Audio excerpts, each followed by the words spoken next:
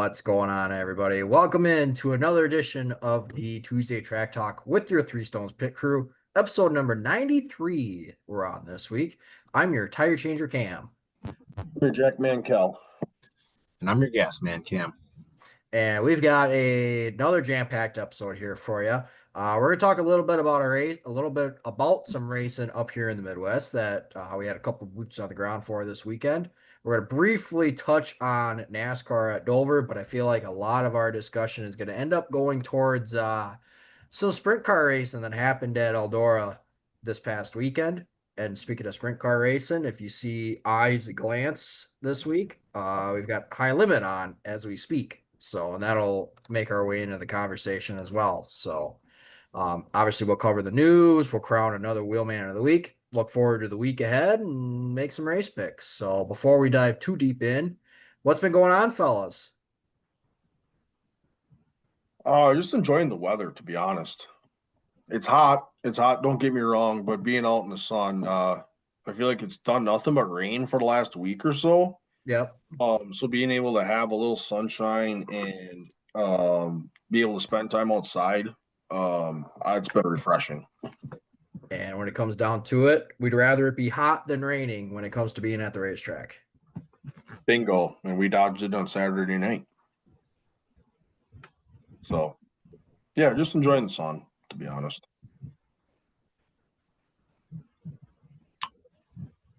Yeah, I've been a lot of racing last week, and it's crazy to see, crazy to say, but I know I don't want to totally flip the script on away from NASCAR, but once we hit August, then we're officially getting into football season. So starting to see some of that ramp up and see some of the reels in NFL and college. So, yeah, I don't know. That's my favorite time of year. So Get to sit every Saturday and suffer with that team in the red and white. and Talk about your weekends really coming jam-packed, sitting in front of the TV. yeah, and then you can Look away. depending on how you run or how you feel, you can get your weekend ruined on Sunday too if you got a team. So This is true. Well, I mean, I've showed you guys my setup when it comes to races between the two TVs I got here, this computer monitor I got up here, my laptop. Who knows? One of these TVs might end up being a football game before I know it. Yep. yeah, it's getting to be that time of year, and yeah, honestly, I'm sitting here questioning, like, damn, where's the year gone? Honestly, like the entire year. Yeah, we're almost into August. Yup. And once August goes by, then you're back into school, and then it's the fall, and shit, leaves are going to be changing colors before you know it. So, Yep. dude, and I didn't even realize we'll get into this, but might have misused the hand a little bit in the fantasy too, realizing where we're at in the year. Not to throw my cards out there, but Yeah, we haven't talked about that in a while, so we might have to bring that up here. we can talk about that a little bit later. But yeah, no, it's been a lot of racing lately. So, and like Helen said, weather's been nice, so let's rock and roll. Yeah, Yep. so let's talk about some racing here. We had a couple boots on the ground this weekend for a handful of racing. Going to talk a little bit about Jefferson up here. We had the Midwest Truck Series in action, but we also had the Barnyard, the Barnyard to Brickyard 150 at Jefferson, a super late model special event race at Jefferson. So, hitting on the trucks here first. Again, it was a hot day there, but one of the big things was a reconfigured 1 and 2 from what it was. So, Kellen, you got to see it, the past reconfiguration of it last year. Yep. Basically a nice flat 1 and 2. And with it being a quarter mile, it's a pretty sharp 1 and 2 at that. Yep. They narrowed it up, I guess you want to say. Yeah. I think when I think about it, like they took away our 3/4 of a racing groove, which narrowed it up, but it also made 1 and 2 tighter. Yep. It made the turn itself tighter, eliminated a groove, and it made that corner even tighter, where a lot of guys were just saying you're having to park it in 1 and 2 to make the corner. Yeah. It's not like a Martinsville-esque. Like if you took the curb and that runoff inside of Martinsville's corners, that's Yep. almost what they added into Jefferson. Yep. And the track was already unique too, where 3 and 4 is banked. So you get guys running the banking, the top of 3 and 4, a lot like what you did at Rockford, to Yep. get around that track. Yeah. So yeah, it definitely created a different race, both in 1 and 2, but also how you had to be able to find your line in 3 and 4 to set you up for 1 and 2. Yep. So, but when you get into the race itself, pretty straightforward race. There's only a handful of cautions for just a couple of spins. And ultimately it did come down to a track position game. But if you really use the chrome horn a little bit, but could reserve tires a little bit as well, you could gain some ground. Ultimately, again, like you were saying, if you could park, you had to park in 1, 2, but if you could roll the corners, especially in 3 and 4, and kind of get underneath the guy, that's where you made your ground at. Yeah, the roll speed was really critical. Center roll speed, I think, was really critical, especially in 3 and 4, where if you could get pointed just a little bit sooner than the truck ahead of you, you could get a nose in there without having to rough somebody up. Yep. So that center roll speed and then just getting pointed to get to the throttle sooner was huge in 3 and 4. Just knowing 1 and 2 is a little bit tighter, you had to set yourself up coming off of 4th to get inside. Going down the front stretch. So, I mean, ultimately, it's pretty, like, when you look at, there really was like 2 cautions early, and then we had a long run to finish the race, really. But when you look at the top 10, a very mixed bag of veterans and younger-ish drivers, I would say. And from various starting positions as well. You could see as the race went on that Robbie Rux and James Lynch were going to be your guys to beat. They just, whatever it was, they had their trucks rolling. And Robbie Rux has run a ton of races at Jefferson, so has James. So you knew that they were already going to be tough to beat, even going into it. Yeah. And that just amplified itself. So, yeah, I mean, you had guys start, 8th, 4th, 2nd, 6th, 10th. That was your top 5. And then the rest of the way, 1st, 14th, 16th, 9th, and 12th. Those were the starting positions for the rest of the top 10. Yep. So, yeah. And Kinesi at 8th was a +8. He was your hard charger for the event. Yep. So, yeah, what I mean, when we look at the top 10, Robbie Rux, Truck Series rookie, wins the race, obviously has a ton of laps around Jefferson. But you look at James Lynch, part-time with the Truck Series, Gregorich full-time, Griesbach point leader, Reichenberger second in points.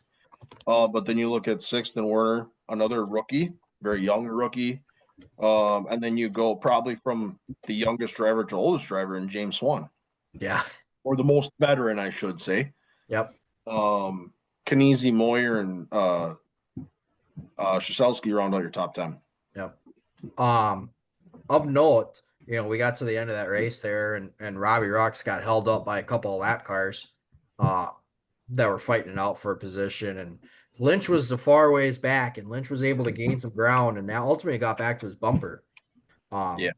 And, we've had the conversation before about lap cars getting in the way and, potentially costing the leader the win of the race. And, ultimately at what point, the Midwest Truck Series prides itself on clean racing. And, obviously sometimes you got to do what you got to do too. Yeah. Didn't come down to it. Yeah. And those boys raced hard in front of leaders for a while, and then they did single file out and give the leaders the lane. Oof. But they were racing hard in front of leaders there for a while. Yep. So ultimately, it, again, didn't come down to a lap car deciding the race, so that was very, very positive. And again, I think that shows a testament to the Truck Series itself, both from a driver POS standpoint, but also the officiating making it very clear that we're not going to let that be the deciding factor. Yep, 100%. So, but no, good race. Yeah, so then obviously that was the precursor to what would be the super late model race there. And obviously when Ty Majeski's in the field, you know he's going to be a tough one to beat. And obviously he's got a record to show it. He's won at Jefferson before, but Casey Johnson was there and he was going to give himself a run for his money. But you had a couple of guys that ended up showing up there as well. Yeah, I just wondered in that first feature, Majeski was buried deep there for he kind of got caught in traffic and they were 2x2 in front of him and struggled and he was looking for speed, but ultimately for him, what helped him out in that first feature was the restarts. Yep.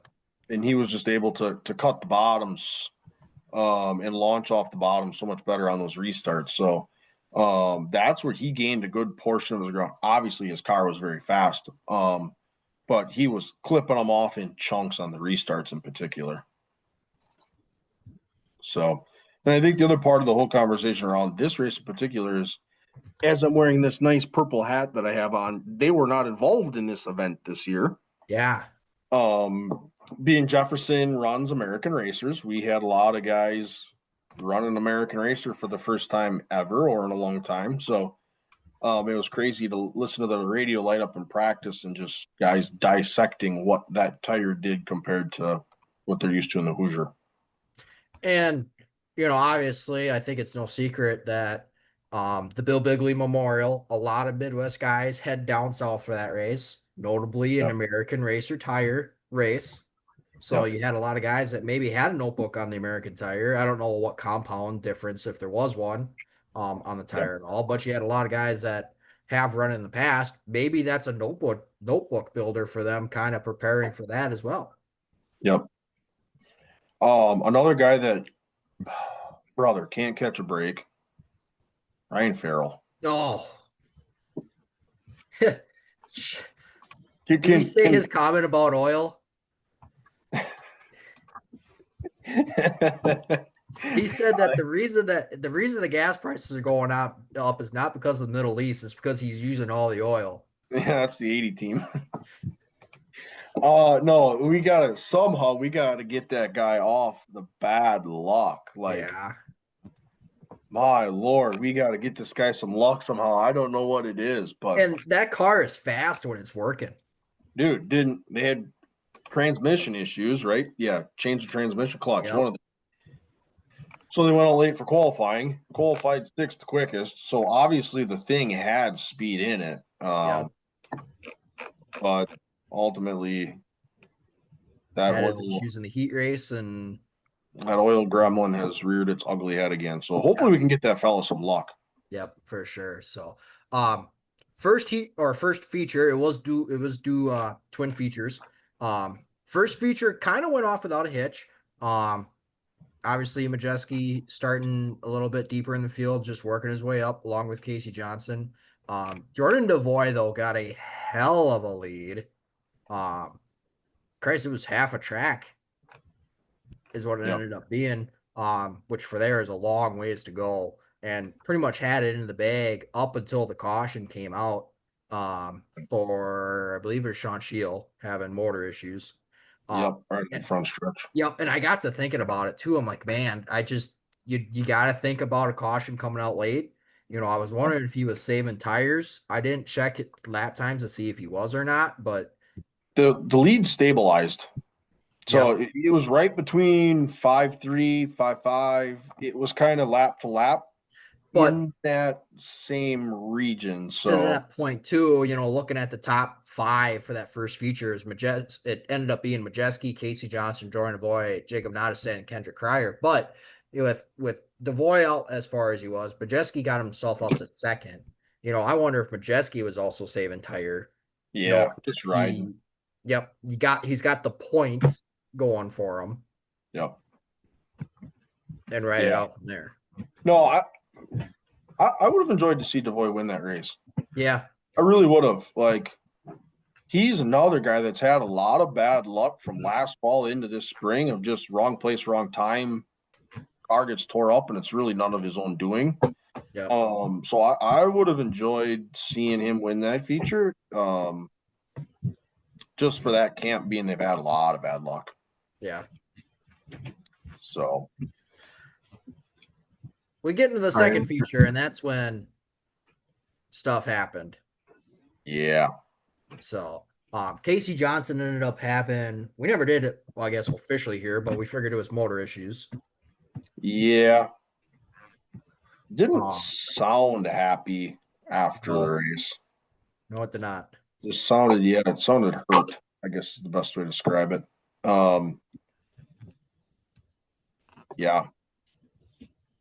So that took him out of the race. Even before then, something we had to note, there was a restart. I don't know if it was the initial start or if it was a restart, but either way, they called it off on the backstretch, and communication was not relayed in some way, shape, or form, whether it was late or just didn't happen. But Majeski got the nose all crinkled up, and that car just was not the same afterwards. Well, and that was the whole conversation of a lot of people were calling for a black flag because after he wrinkled that thing up, the hood flipped up, and I'll give the guy credit. He made like 3 or 4 laps with the hood over the windshield. How he did that, I have no idea. Oh Christ, he's so short. He's probably sitting under the hood So as it is. that, and then it just snapped loose on him in 3 and 4, and he lost it. So Yeah, we'll go with that. correct. That So was a pretty convenient spin to line himself up with pit road. gonna leave it at that. Was he betting on himself or what? Say what? Was he betting on the race or what? That's but not anyhow, exactly the race I'd bet on, but no kidding. But anyhow, they go back. A lot of the conversation around the black flag. Was one shown? Was one not? No, it wasn't. He stayed on the lead lap. They taped the hood. He was back. But yeah, that car never really was right after that. So, and then late in that race, another car that first time Midwest Tour winner at Jefferson came to life. Goralski. yeah. He's starting to like that place in a super, I feel. Yeah. And they qualified an hour late because they had to change the transmission. Did they even qualify? I don't even think they qualified. No, you take that back. They didn't because they rolled out. Last. They rolled out to put heat in the tires with the Legends, and then the Legends kept piling it up, and then they just pulled off. Yep. But And I mean, and we were roaming the pits. I mean, they had that entire drivetrain torn apart. Yeah. Yeah, they just kind of were like, yeah, we're just not gonna monkey with this. But yeah, that car came to life late. He's taken a liking to that place, and he's proven he's good there. Yep. So dude, Casey came through a bomb job to get the lead on like lap 2, and then somehow managed to drive it from 1st to 5th in that heat. Talking about but he's in the show. Well, hold on. No, I was gonna ask you, did they run Hoosier tires there last year when you guys were there? Yes. yeah, because they would have been Midwest Tour sanctioned. Yeah. They ran the old Hoosier. And I guess my question to you guys is racing product event wise, obviously we had 2 variables change this last weekend compared to last year. We had different tire and we had the reconfigured 1 and 2. What'd you guys think of the racing product overall, the track reconfiguration? You want it to go back to the old track? You want the Hoosier? I guess how do you guys see the two events for the last 2 years? I think for me, the tire was indifferent. I didn't see any notice to it. Yeah. The Which I guess you could say is a good thing. Yep, 100%. Yeah. Yep. The reconfiguration, though, I think is what kind of ultimately changed the product. And from the time that I started going to the races there to now, it's a different completely product. And I don't know if it's because, and obviously the Hoosiers have always been run there. Yep. So it's got to be something to do with the track. And that track has already gone through a couple different minor repave patches. And like I told you before you showed up, like they were putting caulk in on one of the timing lines out there. So the track is really showing its age. Now, Yep. as a repave, like Cam always loves to say that every track should get a repave. Um, is it needed? I don't know, but could a full repave fix the issues that it's having? Possibly. Maybe. My answer is maybe. Um, yeah, no, I mean, from a racing standpoint, it wasn't like the Hoosiers set the world on fire a year ago, but this American racer also didn't like, Didn't make Hoosier look bad. yeah, It like just if you'd have run half the field on Hoosiers and half the field on American racers, they probably would end up mixed up anyways. Like I feel like they were very close. I think from the event itself, it was cool having Bickle, at least there, um, yeah. having him there. I think there's a little bit of downtime that helped a few crews with hurt race cars, but I think downtime maybe was a little steep, but it was a Saturday night race. So Yep. yeah. I mean, I don't think I'd be shy to go back to that package again. Yeah. I think I'd be confident to say I would, if they did that again next year, I would say, yeah, I would think he would race well. Now, obviously, the draw is going to be how can we get more guys to be there? Yeah. And who's to say that maybe going to the American? Well, obviously, yes. There's always the pay factor into there. But who's to say that maybe they're going to the American Tire is what drew some guys away? True. Yeah, very true. So, Yep. like, I'm just trying to think of guys that ran. Again, I bring up the Bigley because that's one of the more notable races that I know of that runs American Tires. You know, guys that have run the Bigley that weren't there this past Saturday. I think two guys that jump out of the gate were Sommers and Storm. Yep. There's a couple other somewhat surprises that guys that weren't there, but they've also been a little more sporadic in their schedule this year as well. Yeah. So who's to say one way or another? But Dude, I bet you if they gave a little bit more purse to the race winner, that would draw more cars. yeah, then you got to tell the 91 to not show up, and how are you going to do that? Because that draws fans.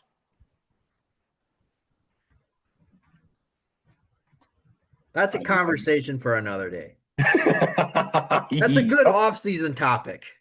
Correct. How these pay structures, that'll be the death of us at some point. Oh, brother. But I mean, ultimately, let's cut to the chase here. Ultimately, what it comes down to, golf score type scenario, Yep. right? Low score wins the money. Well, Goralski and Majeski ended up tying, and Majeski ended up winning it based on he was overall fast time. So he had the tiebreaker. But unfortunately, Goralski never made a lap in qualifying. So Didn't even give himself a chance. Yeah. yeah, so we don't know, but And ultimately, Johnson dropping out of that race took Goralski's title. Yep. Yeah. So, obviously amongst other things, but Yeah, the race itself has to go on. But yeah, late in the race with motor issues like that, yeah, that hurts. But no, good event. It was cool. As per the usual, it was hotter than living hell. Yep. So, but no, good event. Glad I went, to be honest. Yeah, it was a last minute decision from not last minute, but it was a late decision myself, and yep, worth the trip. Yeah. So, all right, let's briefly talk about Dover. I think there's two big points that are coming out of this one. One, obviously, there was no practice, no qualifying, and we had a brand new tire for this race, and we just know that Dover loves to just reach out and grab people. And then two, the bracket challenge and obviously the storyline behind that. I think the other one, and if we're gonna talk about a guy that it reached out and grabbed him, a guy that you wouldn't think would reach out and get grabbed like that, but he did. Christopher Bell. Yeah, a couple times. Racing for the lead. Yeah. Leading the race, literally. When I say racing for lead, leading the race, literally. Yeah, the old Miles the Monster reached out and grabbed him and turned him around a couple times. He's traditionally pretty solid there as well. Yeah, which is why it was so weird. Yep. To see that happen. So, you guys were able to watch the race. I was only able to listen to the race. Listen to the race, and I love TV. Don't get me wrong. TV is always great. That's always going to be my preferred mode of listening. Or watching, tuning into the race. But if I'm going to have a solid backup, god damn it, is the radio call good. Yep. I'm going to say what was an average race into a pretty good race. Not great, but pretty good. Yep.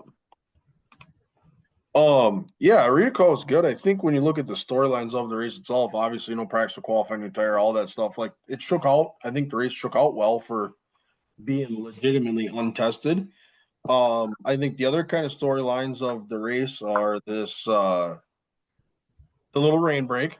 With about 14 to go, you guys tires, no tires. Elliott took tires, probably should have stayed out, could have won the race. Like you had a mixed bag of treats there in terms of what you were going to do tire wise. So you didn't know really what you were in for. But I think the other part of that is we got the ties going for $1 million, million buckaroos. Yep. Ty Gibbs and Ty Dillon for $1 million. The Cinderella just cannot be stopped. None of us thought it was going to happen. I thought he was eliminated in the first lap, to be honest with you. Yep. And here he is, just continuing to find his way through. And you got Ty Gibbs, too. Like, he's struggled of late, and all of a sudden he finds himself, he finished like 6th, 5th, or 6th or something? Finished P5. Yeah. Little Weasel found his way right into that, too. Oh, Ty Dillon caught the break of a lucky dog with John Hunter still being a lap down. Correct. So as long as there wasn't another caution, he was going to be well set. John Hunter, not your money. So that'll be interesting to see because where are we going next? Oh, we're going to the Brickyard. Indy. So Indianapolis. One of the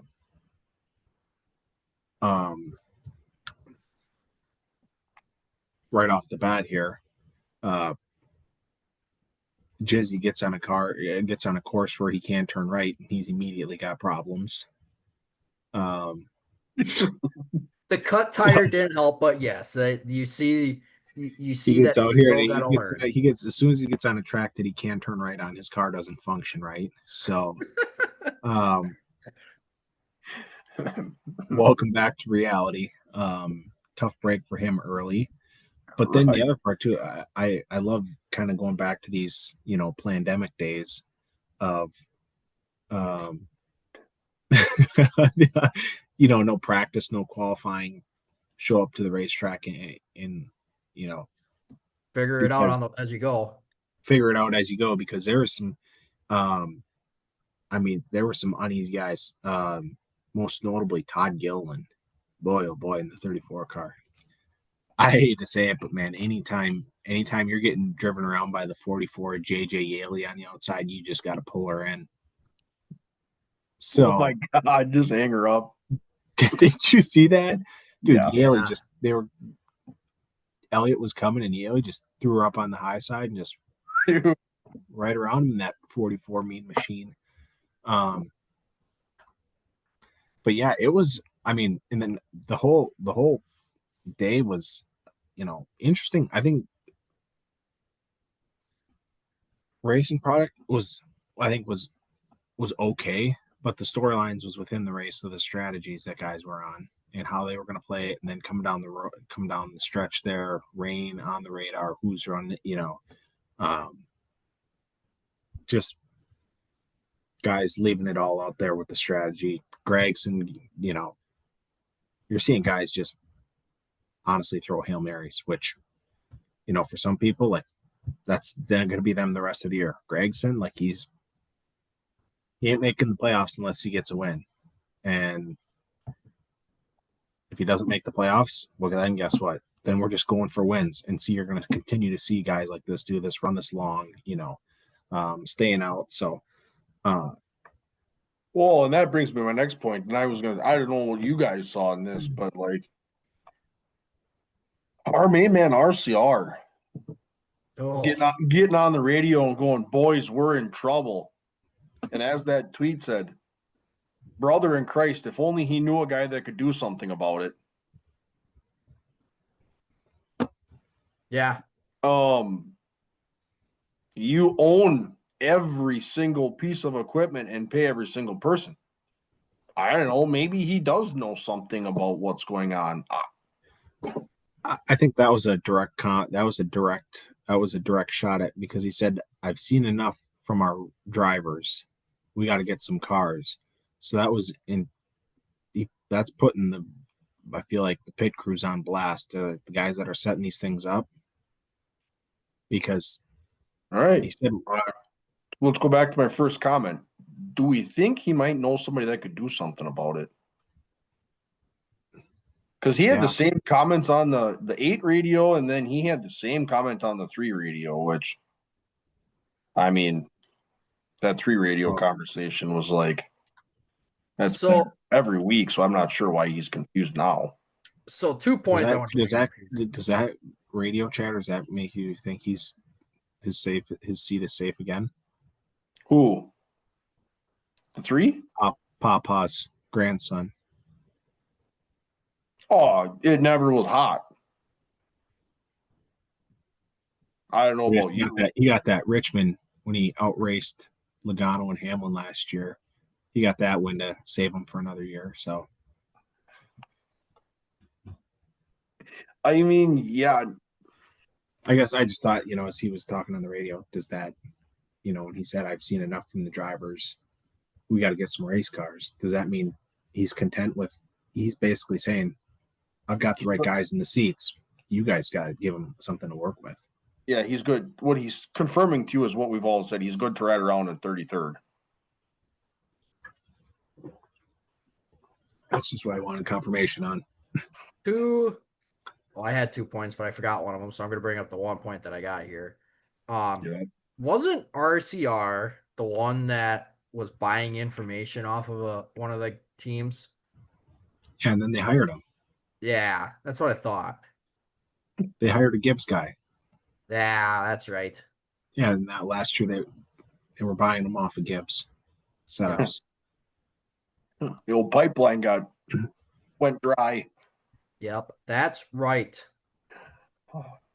Dude, RCR probably said, I'm going to hire this guy. And didn't think that anybody would put 2 and 2 together, but here we are, RC. We can figure it out. Dude, what a wild strategy. No one will ever see that coming. Dude, he's just good to have around the track, to be honest with you. Good for a good laugh every week. Yeah. No, but I mean, honestly, I would say they finished 11th and 15th, to be honest with you, which that is a damn good week, actually. Bush didn't spin this time. No kidding. So, yeah, I don't know. It'll be interesting to see. Over. And then that's all I had to go over. I just had to get a good laugh out of that. Yeah, I felt like throughout the day you could clearly tell it was Chase Elliott, Danny, or Christopher Bell between the 3. They had the cars that had the cars to win it, and the rain was a little bit threw a little bit of wrench in it, but yeah, overall, I think it was an okay race. I voted yes on Gluck's poll, if I'm being honest. I didn't vote, didn't see it. Yeah, I didn't see it either. But I mean, I guess I would have voted. I don't know. Yes, I feel like just it was an overall solid race, interesting strategy, and I think given the circumstances, new tire, no practice, no qualifying, I thought it was a pretty solid product. So, um, yeah, Yeah. Denny's got that place figured out. So, Yeah. Let's run through the finishing order really quick, huh? About to say I got it pulled up if you need it. Yep. Fire bombs away. So Denny Hamlin wins it. You know, I remember somebody making fun of me for picking last year's winner. Paid off for me. Yep. Chase Briscoe finished the second. Solid run for him. Obviously, that 19 team has been really good at Dover, and it continues there. Alex Bowman, a sneaky third. Kyle Larson storms from 25th to 4th. Ty Gibbs stays up in the top 10. He finishes 5th. Chase Elliott from the pole finishes 6th. Bubba Wallace, a very quiet 7th. Ryan Blaney, I think, was probably your hard charger, 31st to 8th. Chris Buescher 9th, and Brad K, finally a decent run, finishes 10th. Yep. So, yeah. Any final thoughts here, fellas, before we move on here? No, lots of good content coming out of that race.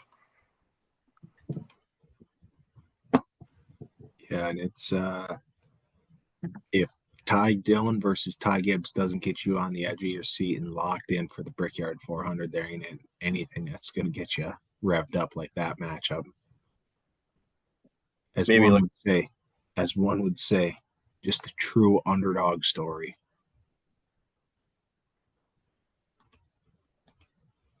There you 32 go. seed coming at you. Yep. So, all right. Let's talk about. Let's sprint car racing. Let's talk about this. What a week! First off, a rough week. And it started at Attica, I believe. Yep. Let me verify. Yep. Yeah, we had to send someone at Attica. Yeah. Hard wreck for Caleb Henry. Bad angle. Yep, went for a ride. Bad angle in the wall for him. He'll be out of the car for a little bit, but he's all right. So good to hear from him on that. But that was pretty much the moral of that was the tale of the story this week. Between that and some heated arguments amongst that. So a lot of hard wrecks at Eldora this week. A lot of cars wrecked and a lot of hot heads at that. So I guess where do you want to start? I'm going to dial up the 2 and the 57. It's a good way to start. Yeah, I guess let's just start there. I was going to bring up the first 2 nights of shows. Go ahead. Well, I mean, I like the format. Yeah, I do too. I like the night before. But brother, easy what you do when you get around that 2 car. It's got that little bubble around it. You can't get inside that. Yeah. Bubble. And this is from a 2 car that my opinion on it, they were hard racing. We got to remember too that 2 car got DQ'd on double duels. Yeah, high limit. Make it out of the last chance race. Yeah, because then he junked one all by himself. Yeah. So obviously some tension there. But him and Larson racing hard, and then obviously Gravel turns him on the backstretch, and they end up, of course, both of them get her shut down, and they end up pointed in the opposite directions, looking at each other. Larson went on Twitter and said they were working on his 2027 contract, making light of the situation. Yep. Wasn't bashing them any, just nope. He just said they're working out the details. Gravel, not so much on the fun meter. The old fun meter for the 2 team was pegged, and he did not care for that. Yep. I don't know. Let's So- see. Let's So what's he supposed to do? Move over and just let him beat him for money or what? I don't understand. He set the tone with the post race interview. Well, yeah, that Well, too. you know, I guess, you know, he spins him out, which World Outlaws, from what I'm reading from the rule book, that should, I don't know what you guys are, that should insinuate fine, suspension, some sort of penalty. But neither here nor there. But yeah, Gravel in his interviews after the race saying he's been racing me like this, whatever. And I guess let's just start here. Was it fair or foul? What was going on? I think it was fair because you never saw him touch. Yeah, They never touched. tight, hard racing. 100%. Was it tight? Yes. Sure. Did that position absolutely. matter? Yup. This is where I think the old high rollers might be living a little bit rent free in the old Wu Gang's head. But so we're all in agreement. I thought it was fair. I mean, Yeah. maybe as a race car driver, maybe you don't appreciate the old bomb jobs every once in a while. But I mean, as a fan, dude, let's keep that. Neither of them wrecked, and they both drove away. They did not wreck a single dollar of equipment. Yep. And I've got David Gravel's comment here, and obviously he says that 2 of your top drivers got hurt this week. Maybe that would open your eyes on how you race with respect. Sprint kart racing is a cutthroat race. It's a cutthroat world. You got to take them as you get them. Does Larson not run full time? Absolutely. But he's a damn good driver at what he does, and he knows how to run a 410 sprint car race. And he knows how to run with the World Outlaws and all these other guys. Of course. Well, that's what I'm saying. Like, that's my argument. Is he supposed to just pull over and just go ahead, Gravel. Go ahead, buddy. No, that's not how this works. If that was like it was, we would just spin a wheel and go, all right, I finished 4th tonight. I don't know. He was all sorts of bent out of shape about it. I thought it was fair. I don't know. Maybe I'm wrong in that, but yeah. Well, and then the other thing too, and this is kind of more on the World Outlaws part of it too. But then you had the restart controversy with them too, which coincidentally enough involved Gravel. Gravel found himself in the middle of the beehive all weekend. Parker Price Miller has a great starting position for the night before. Yep. And is setting himself for a great, just a great run. Of course. And loses a row immediately because of the start. Gravel goes all the way up against the cushion. He's up on the wall, literally. Yeah, he leaves this massive hole for Parker Price Miller to get into. Leader goes, yeah, I'm going to jump onto that. Be an idiot not to. As he would say, damned if you do, damned if you don't. Yep. I mean, I don't know. I would try to fill the hole because if I got a chance to slide Gravel going into one, I'm going to try to slide him and take the spot. So you're going to enforce the rule that was pretty gray for one aspect, but you're not going to enforce the rule for a clear cut one on the other. Yeah. Yeah. I don't know. They took a lot of heat for that, as they should have. And again, with the rollout or high limit, there's the rule that said straight up, here's what the rule is. They measure Gravel's car 2 different ways.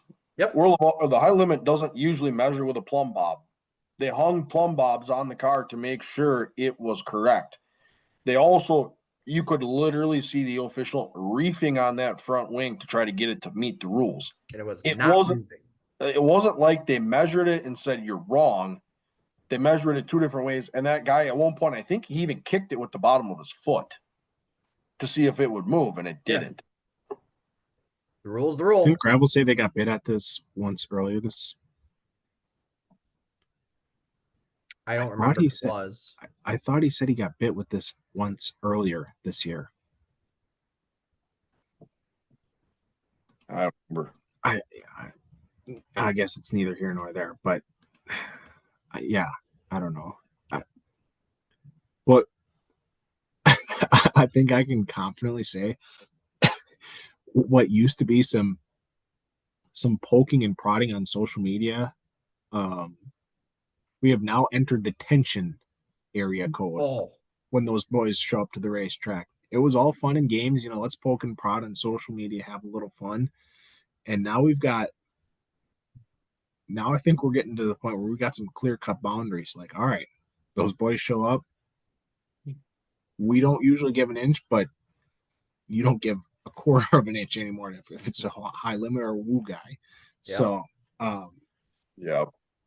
Well, and the hard part is, you look at the weekend, the World of Outlaw guys didn't win a single event. yep.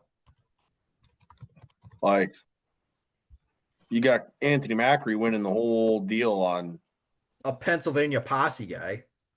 course. And you got him winning that. Rico had a rocket ship most of the week. But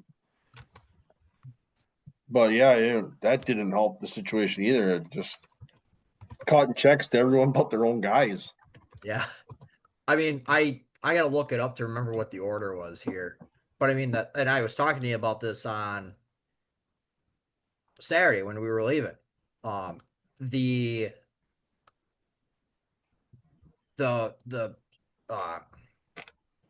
diversity of guys.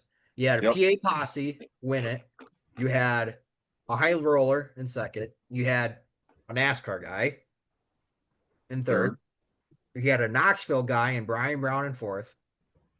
And then you had David Gravel, your World Outlaw guy, in fifth, who went 19-5 for the fact. Yep.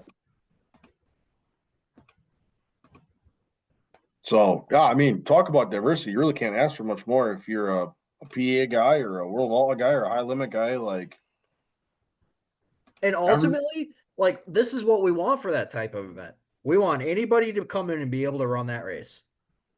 Yeah, of course. Because now the guy that where you're from, what you got, bring your best shot. Yep. Correct. The guy that doesn't want to run is going to see this next year and go, "Oh, somebody can do it." Dude, I saw one of the things that said Macri's got the ability to go on a tour, but why would he? When he can go be in the PA posse, win all those races, and he can sleep in his own bed 85% of the year. Yep. Why? Don't blame him. Winning is fun. Being home with your family might even be more fun than winning when you're doing both at the same time. Yep. Don't fix what's not broken. Dude, and the hard part as I watched Macri win that $200,000 on Saturday night is that's family owned, correct? Yeah, I believe so. The car and team? Yeah. I believe so, but let me confirm because that. did not I couldn't help but wrap my brain around. Did not 1 year ago he parted ways with the family ride for a while? Yeah. He was out of that seat for a while last year or the previous year. Yep. Now, disagreement with the family, or maybe, hey, let's part ways and you go gather some data for some other teams. Or just hey,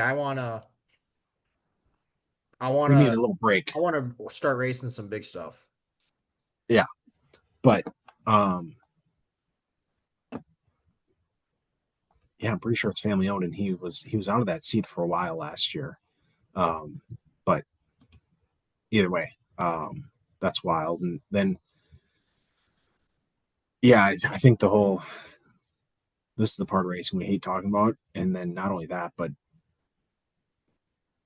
this goes to show that these World Outlaw guys, they got some what when they get in and they strap in the ride, like, you're not messing around. And the unfortunate part is the wrecks that we had in one just consistently across the weekend, and that is Painful.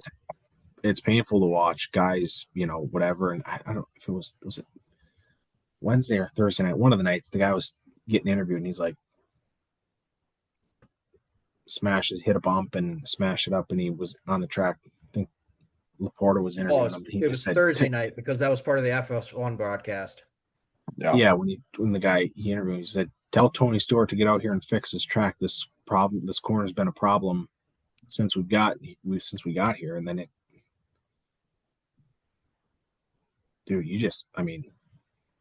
Tyler Courtney, back surgery, done for the year. Aaron Reitzel one. It was Aaron Reitzel, and God, I can't remember the other guy's name, and it's a shame on me for not remembering it. But that wreck, the other guy coming in and hitting Reitzel, I thought for sure, I'm like, my stomach dropped. Yep. I mean, especially after the Courtney one, and like we all like, when you don't hear anything right away, you're like, dude, that's not good.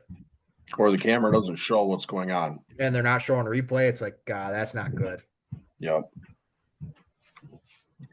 Yeah, and then Brad Sweet, same thing. He gets rattled. That was hard hit. He took a hard hit too.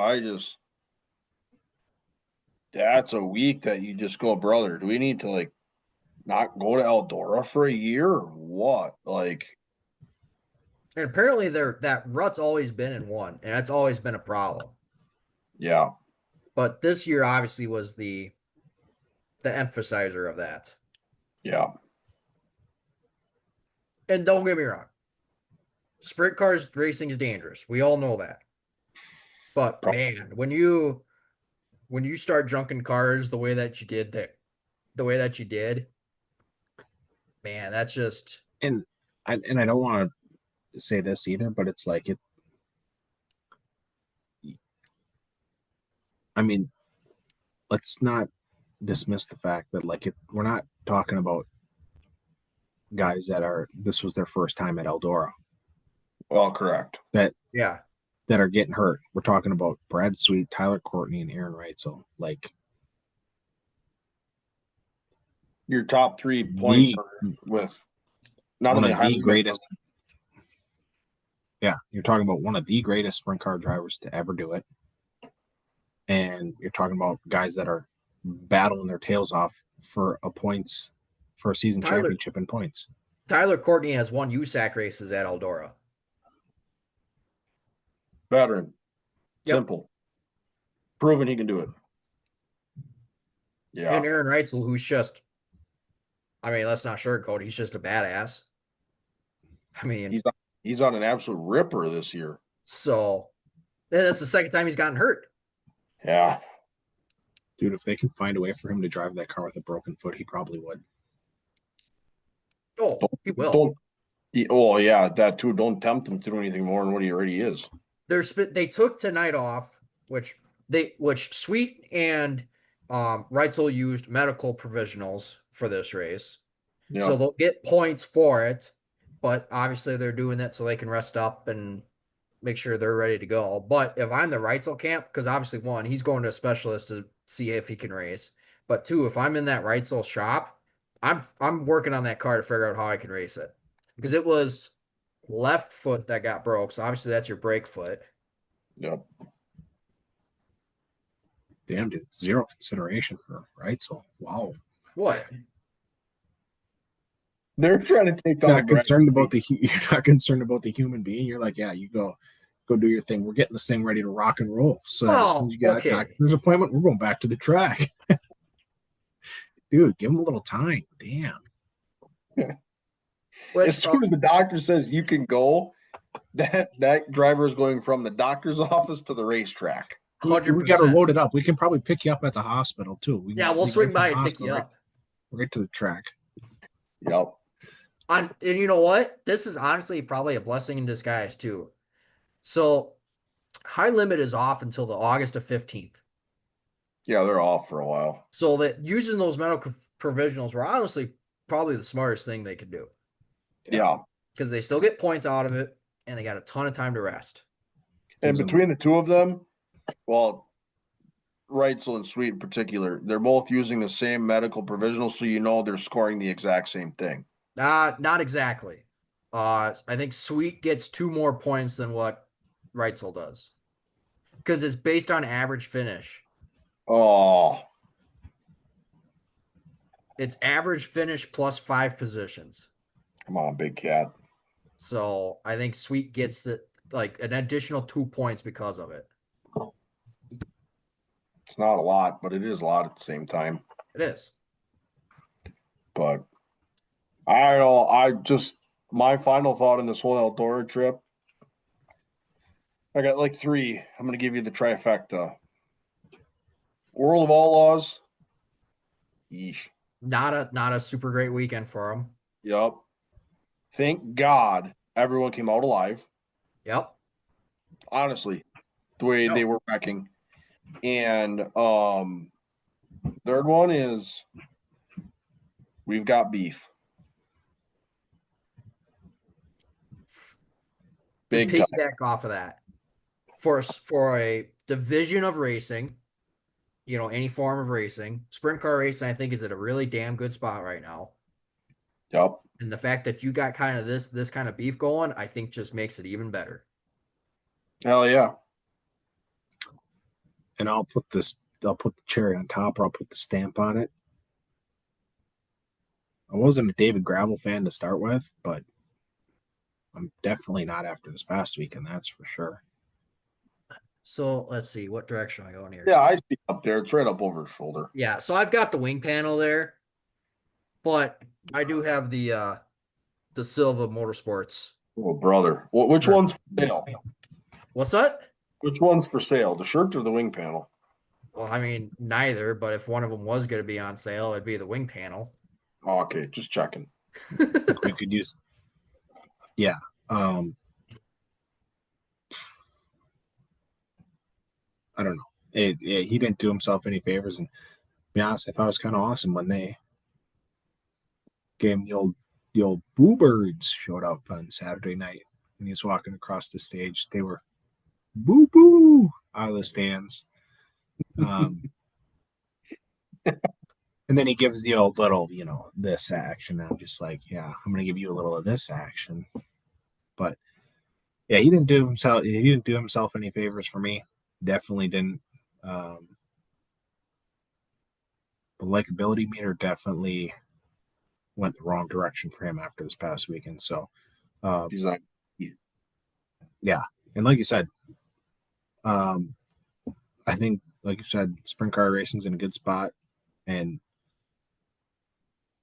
damn, if anything, I'm just gonna be pulling even more for high rollers when they invade a World Outlaw show. Now it's gonna be like, all right, let's rock and roll. So yep. I don't know. It is fun, and I do feel like, though, what used to be a little bit of the old poking and prodding has now we're getting some boundaries set, and now it's definitely intensifying. So yeah, I don't know. Last point is, dude, I don't know what it is outside the carnage. Anything you do at Eldora just seems to be just badass. I can agree. Those 410s are on there. It's just like, wow, this is awesome. So I can agree with that statement. Yeah. My closing thought, I'm going to reference Matt Weaver here. I seem to reference Matt Weaver a lot, but it's for a damn good reason. There are only 3 sports: bullfighting, motor racing, and mountaineering. All the rest are merely games. That was something that he thought of an Ernest Hemingway quote. And I think sprint car drivers, above all else, he says, heroic, badass gladiators. Proved it this weekend. So. Proved it this weekend. All right. Shall we move on to some news here? Yeah. We didn't really do this out, but I'll just say automatically, I'll take the bottom 3 since I put those in. Okay. Cam, you want top 3 or bottom middle 3? I'm good with either. I'll take the middle 3.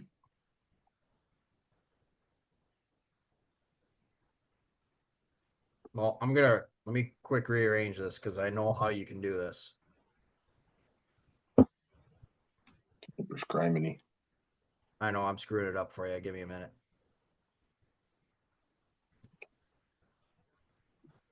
All right, there you go. All right. Cam, bombs away.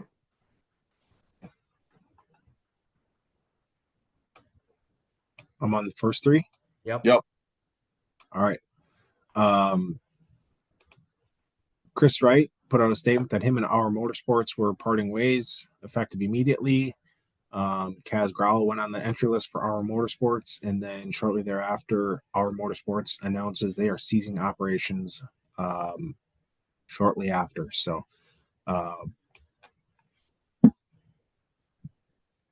racing's expensive. We hate to see this. This is the part of racing that sucks when teams can't afford it, and it's expensive. So this sucks. No other way to put it. Another week of continuing this shit. And I'm about ready to just axe this completely off the podcast in this word lawsuit. Legacy is suing Rick Ware Racing. Specifically, has sued TJ Pucker, Puker. who now has plans to buy the Rick Ware Racing charters. Lawsuit is for tortious interference of contract. He's a former Spire co-owner, so he brokered the legacy Rick Ware Racing deal. So, I don't know. I think we're gonna have to get to the point where we edit this podcast and we bleep out the word lawsuit because I'm getting tired of talking this shit. We've been talking lawsuit since way too long. Infinity. Yeah, infinity is correct. So, damn, I'm getting tired of talking about that stuff. And then last one, Bob Gardner lost his marbles in a dirt late model show and got himself a 6-month suspension from all dirt car series such as World Outlaw late models and Mars late models. For reference, if you do not see it, man almost should have his driver's license taken away. Dude spun out on the front stretch and under green, spun that late model around and was driving backwards on the track under green. So, and then not only that, but he throttled it up nice when the guy that came around that he spun out by, he throttled up pretty nice and got the guy that spun him out on his lid. So, yeah, a little uncalled for. Damn, yeah, that's just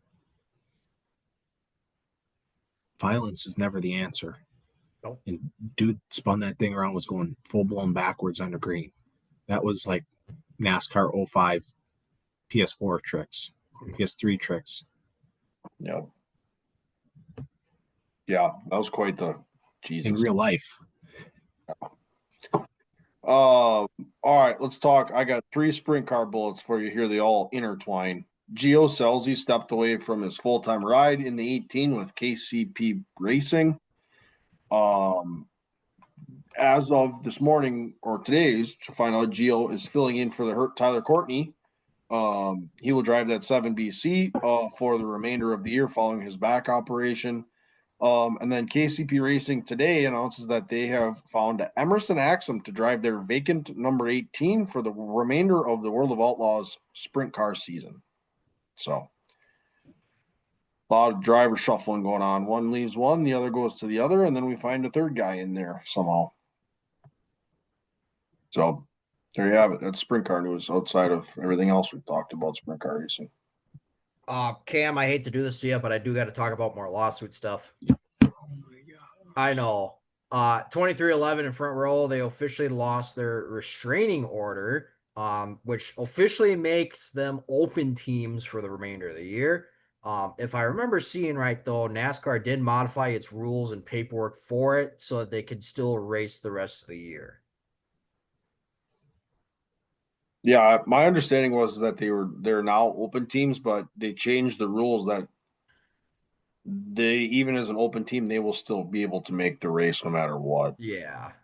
So I think because of points and shit like that. So yeah. make sense. No idea. Yeah. Let's move on. Some more schedule stuff coming out here. NASCAR has confirmed that we are going to San Diego for the road course racing next year. This will be in place of the Chicago Street Course, which officially announced that they will no longer, or they will not be hosting the race next year. They are racing at the Coronado Naval Base. So Interesting. see what happens there. But and then in some somber news here, Rex White, 1960 Cup champion, has passed away this week at the age of 95. Yeah. So one of the pioneers, obviously, for the NASCAR in its very early days, passes away. Hall of Famer in his own right as well. Yep. So All right. I did see though,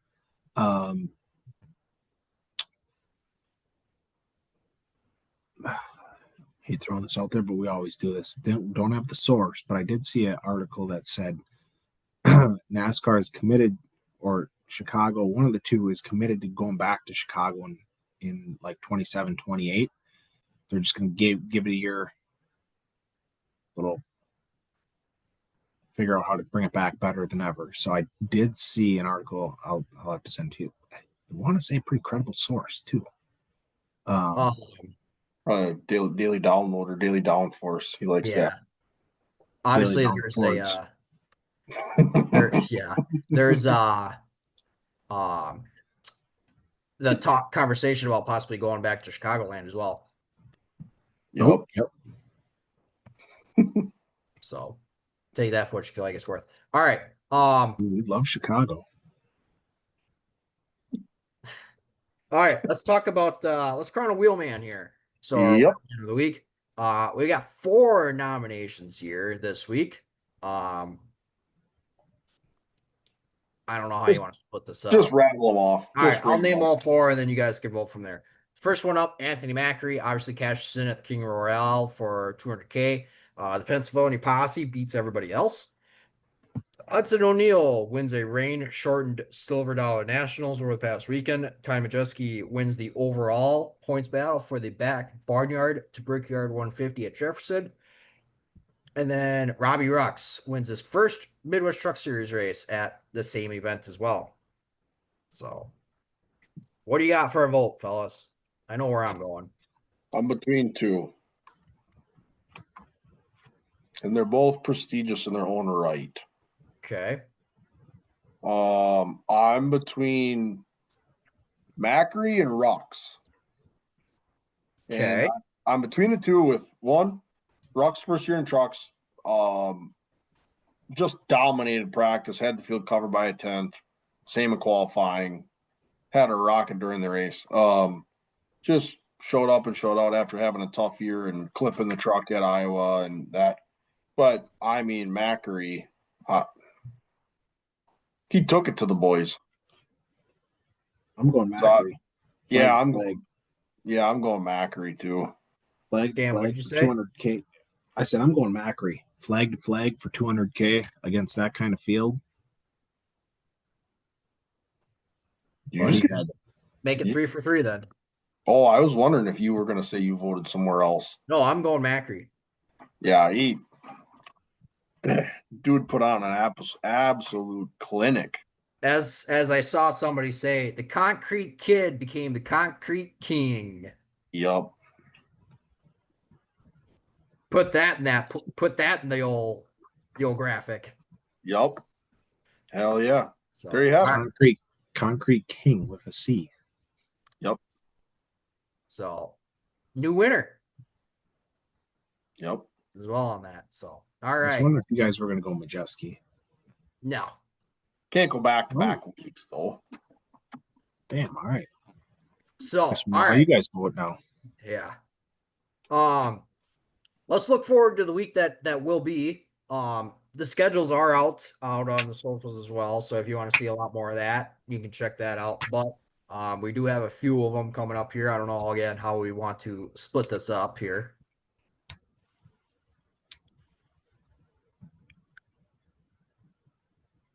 We got 2 categories and 3 people. So I was gonna say, I think I'll hammer on one of my big ones that I'd be looking out for.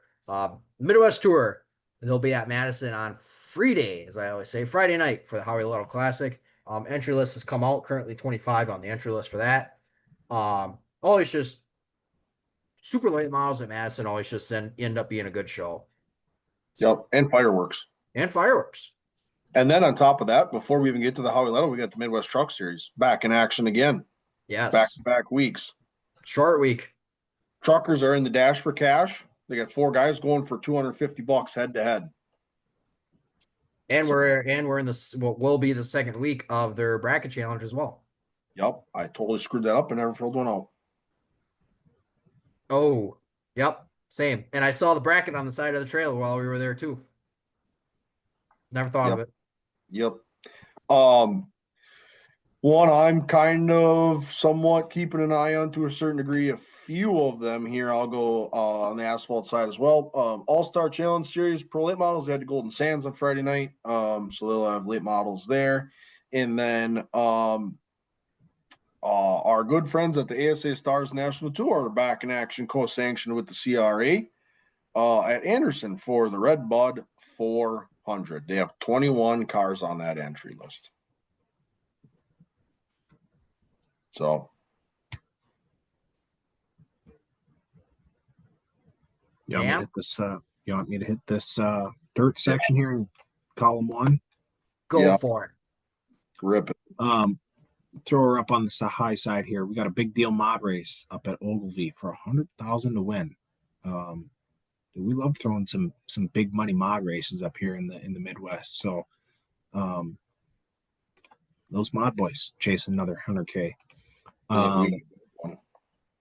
What? We might as well build one and just chase these big races. For real. Just pull it up there with the Pontiac G6. Yeah, that thing would be overheating so fast. Then we have some dirt late models. We got Wednesday night, Flow Racing Night in America at Fairbury. Then we got the PDC 2 nights, Thursday, Friday, and then Saturday, 100 laps for $50,000 to win. So, making our first trip to Fairbury. We are gonna make the haul. We're going to Fairbury on Saturday. So, kind of 50K.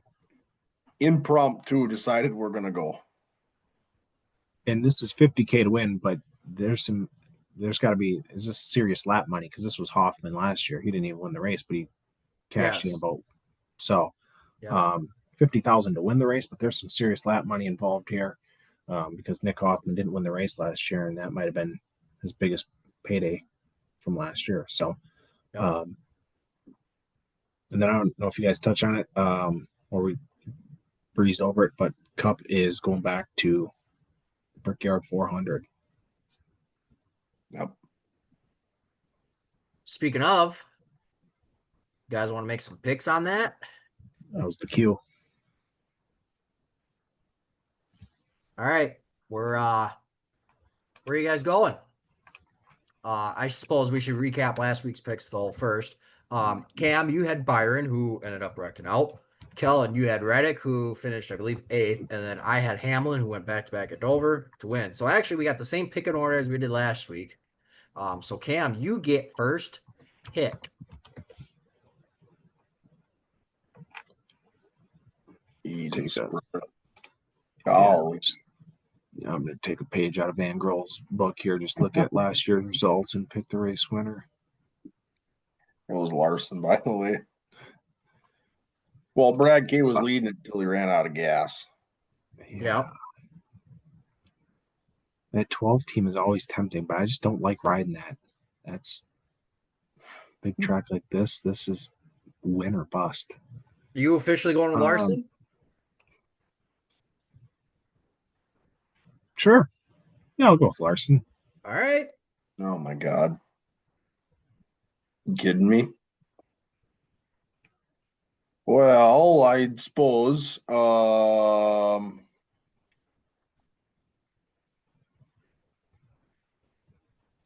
think there's just too much going on with the Reddick camp right now to be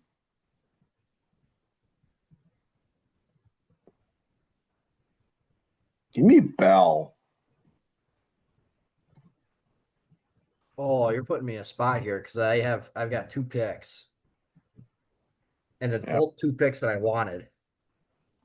Yeah, well, Reddick is busy worrying about if he has to find a new job or not, and Yep. Blaney is ready to shoot the Pistons out of the block. So That was one of them, and that's what I'm worried about.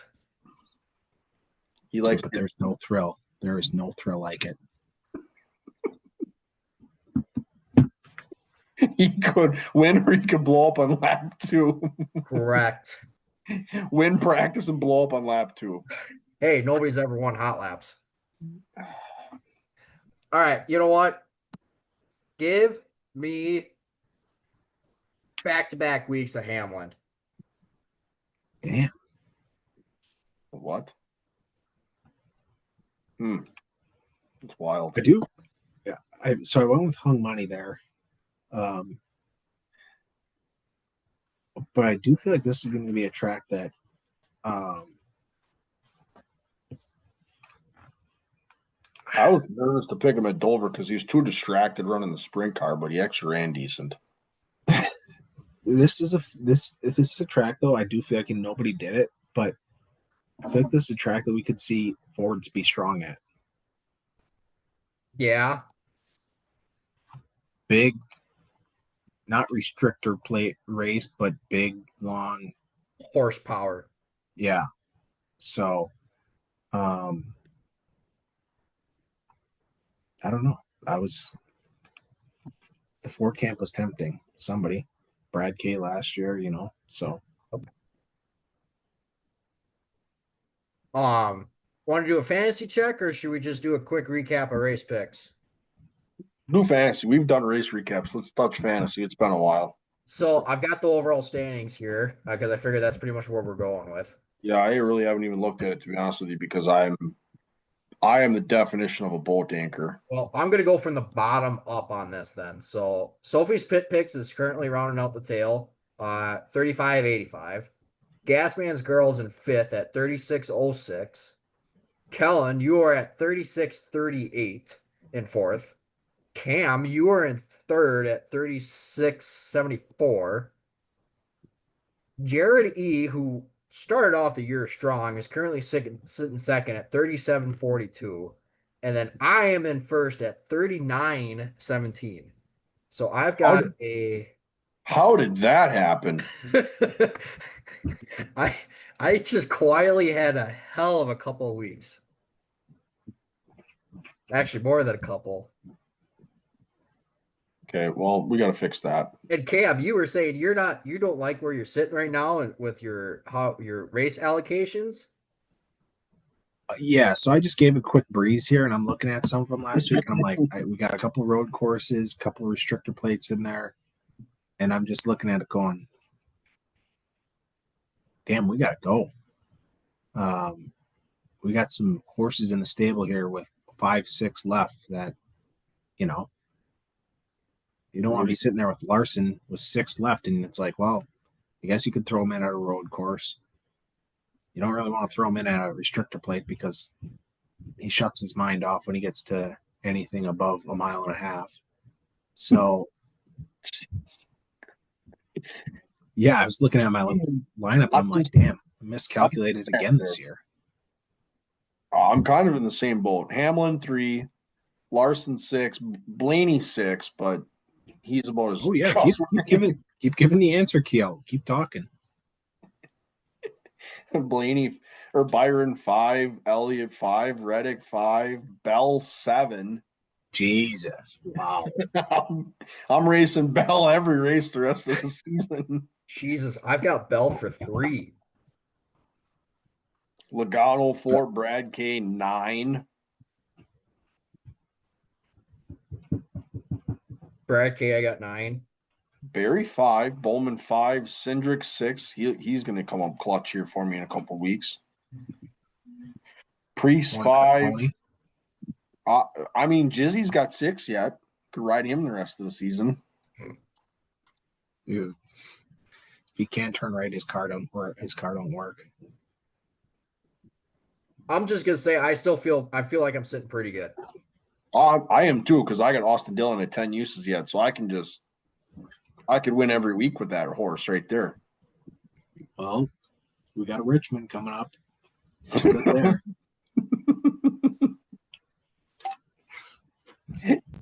That's a good race pick one for Kellen too to make up some ground on race picks. Yeah. Oh yeah, for sure. You might as well just write that down right now. No, I did, to be honest, I severely miscalculated. I counted too many guys elsewhere. Like Christopher Bell, I got 7 uses. You can guarantee he will be in my lineup every single week the rest of the season. 100%. Like, he could qualify dead last. I'll put him in the lineup. So, yeah, talk about mismanagement. I don't know what the right management is, but I ain't got it. We got a GM problem. Hey, yeah. The GM of the roster is not playing the right people. mind you, I've got 5 on Ty Gibbs, though, so for some reason I liked him. More power to you, I guess. Dude, he's racing for $1 million this week. Sounds like you're using him right. Yeah, but that in-season $1 million doesn't get me fantasy points. All right. Good any other payout, final though. thoughts here? High limits about to roll off here, actually. So any final thoughts here before we sign off for the evening? No, might be some schedule podcast disruptions potentially in the future. If there is, we will post them on socials, but we're planning to do one next week. There will be a hiatus the week of the 4th of August.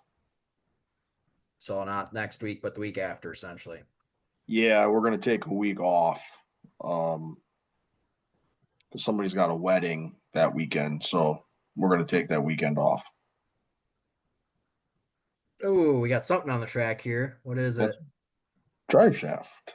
Just a big log. Oh, what the? No, it ain't a drive shaft. And almost like the steer bar or Nerf bar. Yep. So, anywho. Yeah. Fellers and fellettes. All right. Well, that's just all the more reason to turn the bell on. Yes. Yep, Please. You know we put out can't miss content. Got that right. This week it was absolutely that top to bottom. So be sure to hit that bell on all our socials so you know when that comes out. Keep an eye on our socials as well. And as I always like to say, visit your local short track. You know, we're getting into the specials season. This is where the tracks make their money. This is where the drivers make their money, and they put on some damn good racing at that point too. So be sure to hit your local short track up, follow us on the socials. But until then, we'll see you on next week's episode of Tuesday Track Talk.